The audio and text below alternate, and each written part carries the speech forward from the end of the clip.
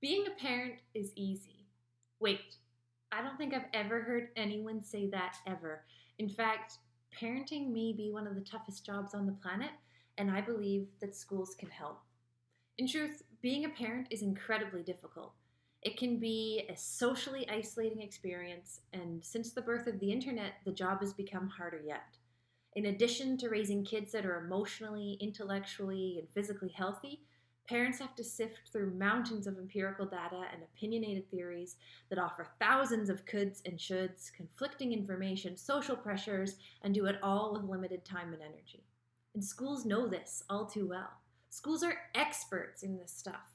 Educators are walking human resources that keep up with the research, have experience in working with thousands of kids, and they know how to teach manners, self regulation, and curriculum. Schools are packed with people who can help. Educators work hard to connect themselves to the latest research through professional development, and they work hard to connect knowledge to students and students to communities. Structurally, schools are collaborative information networks within a community. But from where I'm standing, the network's broken because schools so often neglect to include parents as part of the network. And being a parent's hard enough. So it's time that educators collaborate with parents in ways that go far beyond just asking them to join us for a quick meeting, a pizza night, or a school fair. Of all the parents I know, most would be willing to try something different if it meant a positive change for them and their child.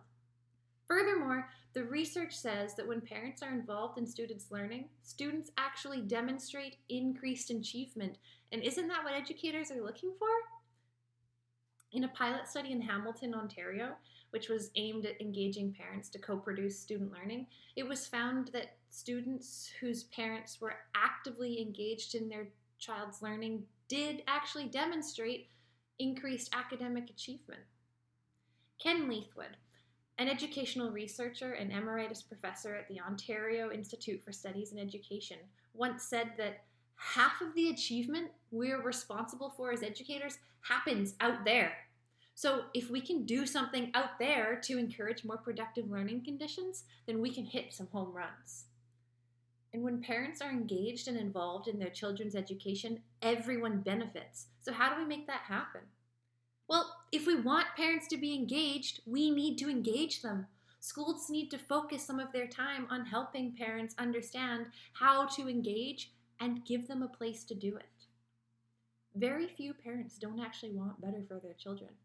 So we just need to create the conditions where parents not only feel welcome in our schools, but where parents know that they belong in our schools. We need to ask them what they need and then provide it. Perhaps through information sessions, over informal dinners, or at parent workshops. Educators could share data with parents demonstrating the correlation between why teachers do what they do and the resulting student achievement.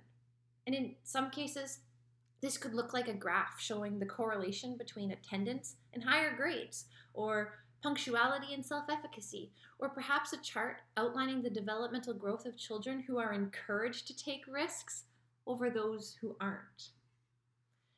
It's true, schools can't do much to change the socioeconomic status of students, but schools can play a role in how well prepared parents are to support their children's learning at home. And schools can help to reduce feelings of isolation in parents by supporting them in building connections to other parents and to their child's education. Schools have changed so much. New research has brought on new ways of thinking and given us new perspectives to take. And if parents don't understand or aren't given the opportunity to come in and learn about what's changed, they won't really be able to support their child in ways that align with school goals. When parents are engaged and involved in their children's education, everyone benefits. Students, parents, educators, communities, society at large. Students benefit from the aligned support between their school and home life, which increases their achievement levels. Parents benefit from knowing that their opinions matter and that they have a voice in their child's education, and they benefit from becoming informed co-producers of their child's learning, which can ultimately make the job of parenting easier. Educators benefit from the result of parents becoming more informed in their parenting choices.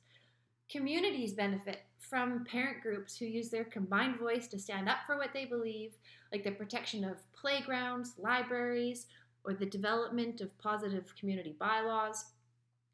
Societies benefit from grade 12 graduates who know how to think critically, creatively, they know how to communicate effectively, and who know how to act in ways that are personally and socially responsible.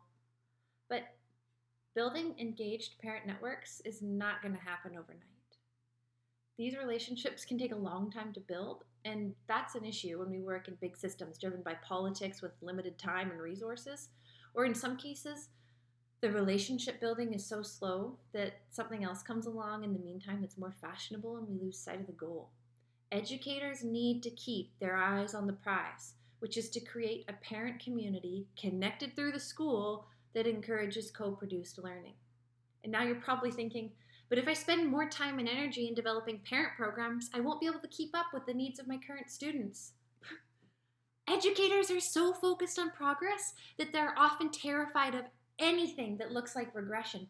But I promise you, engaging parents in a child's education is far from regression. It's a huge leap towards 21st century learning where parents and schools no longer work in isolation to achieve the same goal. I was talking with a coworker of mine, a teacher, and she said, this all sounds great, but you got to get it right the first time. Otherwise, no one will support you in doing it again next year. Which is completely ironic because when educators support students in their learning, we don't expect our students to be successful on their first, second, or even 10th try.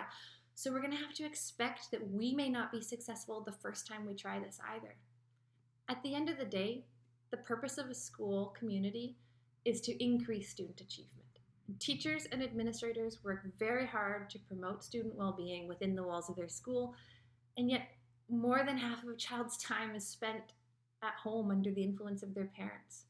We need to look beyond the school walls to where a child spends so much of their time and find ways to engage parents in their child's education, because when parents are engaged and involved, everyone benefits. And now I've said this before, but it's so important that I'm going to say it again. Schools have changed so much.